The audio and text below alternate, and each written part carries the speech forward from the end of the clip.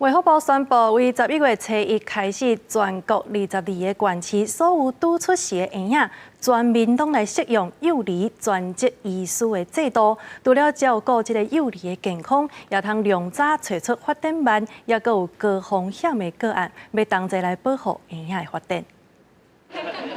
9个月大的木星是厝内底第3个囡仔，阿兄阿姐拢已经读国小、高中，身为三宝妈妈的李小姐承认，饲囡仔经验过伤久，好亲像国家组轰轰乱乱的亲像爸母。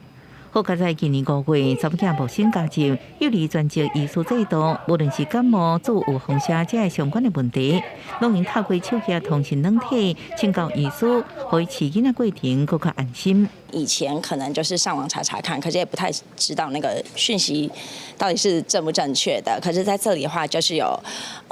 诊所给的卫教。根据卫福部统计，为1809年开始，部分县市试办幼儿专职医师制度以来，治疗新生儿严重性黄疸有3000多间厝，提醒喙齿爱抹服有10.9万多间厝，发现医师发展迟缓172间厝，通报社会安全网有19间厝。其中3岁以前受案人数差不多16.6万人，占全国囡仔总数3%。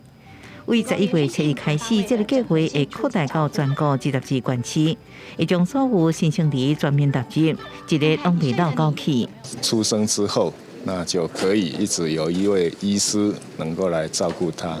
那提供相关的这个咨询。还有就是疫苗接种。